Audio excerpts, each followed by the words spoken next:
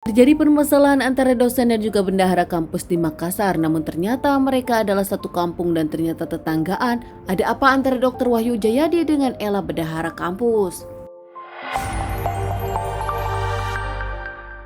Perumahan Sabrina Regency di Sulawesi Selatan. Ada keluarga bernama Siti Julaiha Zapar tinggal di perumahan tersebut. Di sana dirinya tinggal bersama sang suami dan ketiga anaknya. Tak jauh dari situ di sebelahnya mereka bertetanggaan dengan seorang keluarga bernama Dr. Wahyu Jayadi yang tinggal dengan istri dan keempat anaknya. Bersebelahan dengan tetangga sebelah membuat mereka dekat hingga akhirnya mereka pun layaknya seperti saudara. Bukan tanpa alasan, keduanya sama-sama berasal dari Binjai, sama-sama dari alma mater kampus yang sama. Bahkan kini, Dr. Jayadi dengan Siti atau biasa dipanggil Ella pun satu kerjaan. Mereka sama-sama bekerja di Menara Devisi Universitas Makassar. Ella sebagai bendahara keuangan, sementara Dr. Wahyu Jayadi sebagai dosen. Di kampus, Dr. Wahyu Jayadi dikenal sebagai dosen yang baik, ramah, dan juga tak pernah mencari masalah. Tak pernah ada masalah, tak ada musuh. Begitu juga Ella, bekerja sebagai bendahara keuangan. Ella pun dikenal baik dan ramah, bahkan banyak teman-teman di kampus. Sesama rekan kerja menyebutkan di antara keduanya memang terlihat seperti saudara, apalagi mereka dari kampung yang sama. Keluarga mereka dekat satu sama lain, bahkan sudah menganggap keluarga sendiri.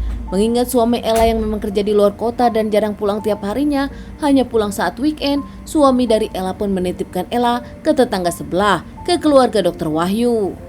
Bahkan saking percaya pada keluarga sebelah, dirinya pun merasa tenang setiap meninggalkan istri dan anak-anak di rumah saat suami Ella bekerja. Namun ada yang berbeda di hari itu. Suami dari Ella merasa ada yang aneh. Di tanggal 21 Maret, Sukri suami Ella yang bekerja keluar kota bingung karena nampaknya tak bisa menghubungi sang istri. Di telepon tadi angkat, di WhatsApp tadi balas. Menurut anak-anak, sang istri pun tak pulang semalaman. Karena bingung sang istri kemana, akhirnya Sukri pun menelpon tetangga sebelah. Sukri menanyakan kepada Wahyu tentang keberadaan sang istri dan meminta mengecek sang istri.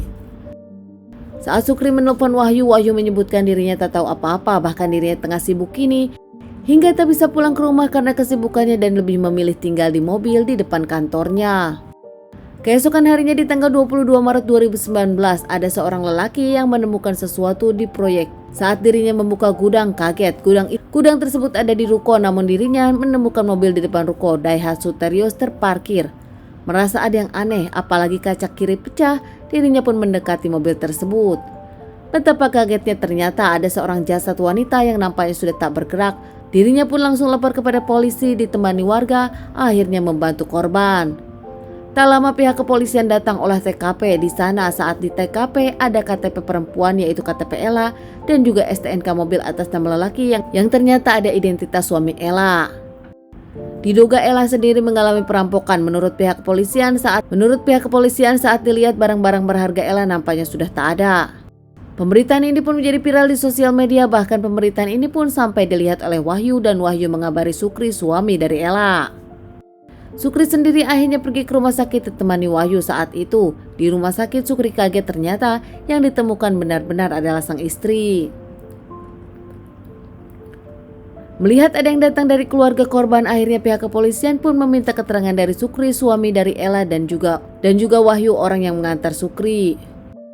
Namun nampaknya beberapa lama kemudian Sukri suami Ella cepat dipulangkan, berbeda dengan Wahyu yang masih dimintai keterangannya. Dengan jawaban yang mencurigakan, bahkan ada luka yang mencurigakan, Wahyu pun ditanya pihak kepolisian. Saat ditanya kenapa tangannya terluka, Wahyu menjawab luka itu masih lama.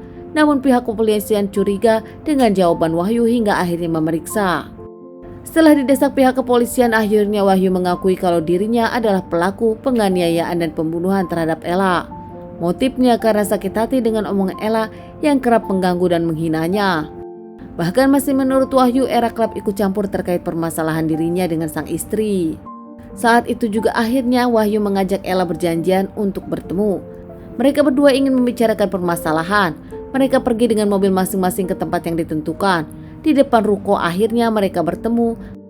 Wahyu yang masuk ke mobil Ella langsung menyetir mobil Ella dan Ella pindah ke posisi penumpang. Keduanya bahkan sempat jalan-jalan dan ngobrol baik-baik saja, namun lama-kelamaan ketegangan dan cekcok terjadi di antara mereka. Gara-gara waktu itu Ella disebutkan terlalu ikut campur terhadap keluarga Wahyu. Tak terima dengan omongan itu, Ella pun menampar Wahyu. Kini Wahyu yang tak terima ditampar Ella ngotot ngamuk mencekik hingga menjambak Ella. Wahyu menyiksa Ella hingga tak bernyawa. Panik waktu itu dengan kondisi Ella yang sudah tidak bernyawa, akhirnya Wahyu pun mencari tempat sepi. Di tempat sepi Wahyu pun meninggalkan mobilnya. Tanpa disadari ternyata mobil Ella adalah Sentralok yang langsung menutup otomatis karena kunci di dalam. Sambil berjalan di perjalanan nampaknya Wahyu baru sadar kalau di handphone Ella ada percakapan dirinya dengan Ella.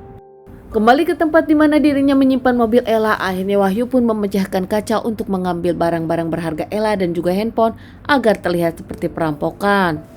Membuang semua barang bukti, Wahyu pun kembali ke rumah seakan tak terjadi apa-apa, dirinya bahkan sempat mandi. Meski banyak yang meragukan tentang pernyataan Wahyu terkait motif, namun nampaknya Wahyu tak peduli. Banyak juga yang menyebutkan antara Wahyu dengan Ella ada hubungan, namun nampaknya ini pun belum terbukti. Wahyu sendiri dinyatakan bersalah setelah menjalani beberapa kali persidangan, kini dirinya divonis 14 tahun penjara. Wahyu meminta maaf kepada keluarga Ella, juga meminta maaf kepada keluarganya. Wahyu tak mau banyak bicara lagi terkait motif yang dibicarakan banyak orang. Wahyu enggan peduli. Teman-teman, sekian dulu bahasan kasus yang aku bawakan kali ini. Semoga dari kasus ini kita bisa ambil pelajarannya. Ditunggu bahasan kasus-kasus selanjutnya.